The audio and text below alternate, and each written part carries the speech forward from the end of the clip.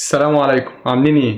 النهارده هنتكلم عن واحد من اشهر الحاجات اللي بقت منتشرة جدا الفترة دي، وكل شوية حد يجي يشتكي ويقول لك انا تعبان ومرهق وجسمي مكسر جدا وحاسس ان نفسيتي تحت الارض. طب يا عم انت عملت تحاليل؟ يقول لك وطلع عندي نقص فيتامين د. ايوه، نقص فيتامين د اللي بقى وباء صامت. بس تعالى نبدا واحده واحده. فيتامين د مش زي باقي الفيتامينات، ده بالعكس، ده اقرب فيتامين للهرمونات، بيشتغل على مستوى الجسم كله. يعني ايه؟ يعني بيأثر على المناعه والعظم والعضلات والحاله النفسيه وكمان التركيز والنوم وحتى القلب. فلو ناقص فجسمك كله بيتلخبط، بس الطريقه مش واضحه. ناس كتير بتقول لك انا مش مظبوط بس مش عارف ده من ايه او ده سببه ايه، وساعات يفضل يلف على الدكاتره كلها وفي الاخر يعمل تحليل ويطلع عنده نقص فيتامين د ويكتشف ان ده سبب البلاوي كلها. طيب فيتامين د بيجي منين؟ هو الاساسي بتاعه الشمس. جسمك لما بيتعرض للشمس بيطلع فيتامين د لوحده، لكن بشرط الشمس لازم تكون مباشرة وتتعرض مدة كافية للشمس، يعني من 15 ل 30 دقيقة 3 أيام في الأسبوع. بس احنا بقى بنبوظ حاجات كتير واحنا مش واخدين بالنا، يا إما قاعدين جوه طول النهار، يا اما لابسين تقيل، يا اما نحط كريمات شمس تمنع الامتصاص، يا اما اصلا جسمنا مش بيصنعه بسهوله. وطبعا الاكل فيه شويه فيتامين د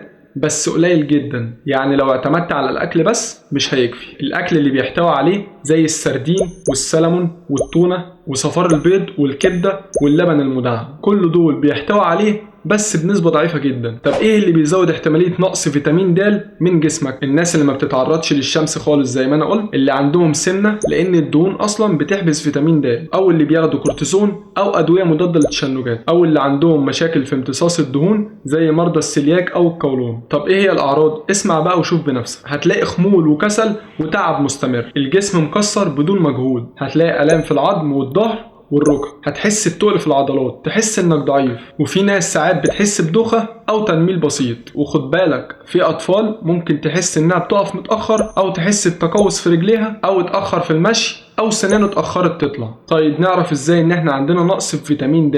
بتروح تعمل تحليل بسيط اسمه هيدروكسي فيتامين دي، وده بيبين نسبته في الدم. لو اقل من 10 فده نقص شديد جدا، من 10 ل 20 فده نقص واضح، من 20 ل 30 يعتبر نقص، فوق ال 30 ده طبيعي، فوق ال100 زيادة وده خطر جدا. طيب العلاج بيكون ازاي؟ لو عندك نقص بسيط ممكن تاخد نقط او كبسولات فيها من 1000 ل 2000 وحدة يوميا، ولو شديد بتاخد قرص واحد بس في الأسبوع 50,000 وحدة، وده لمدة 8 أسابيع، وبعد كده تراجع التحاليل. بعد كده في جرعة صيانة بتفضل تمشي عليه عشان ما تنزلش تاني. بس خد بالك وده الأهم، ممنوع منعا باتا تاخدوا الجرعات دي من دماغك، لأن فيتامين د لو زاد بيبقى خطر جدا، ممكن يزود الكالسيوم في الدم، يعمل لك حصوات على الكلى أو غثيان أو ضعف عام أو تشنجات. يعني أي جرعة لازم تحت إشراف أي دكتور. فيتامين د والمناعة، في أبحاث بتقول إن الفيتامين د ده بيقوي المناعة جدا، وإنه ممكن يقلل فرص العدوى ونزلات البرد. وفي فترة كورونا كانت كل الناس بتاخد فيتامين د ده كمكمل مهم جدا. طيب فيتامين د والصحة النفسية، في علاقة ما بين نقصه وما بين الاكتئاب. في ناس كتير أول ما بتبدأ تعالج النقص ده بتحس بفرق رهيب جدا من ناحية النفسية والمزاج. طيب نيجي للأطفال.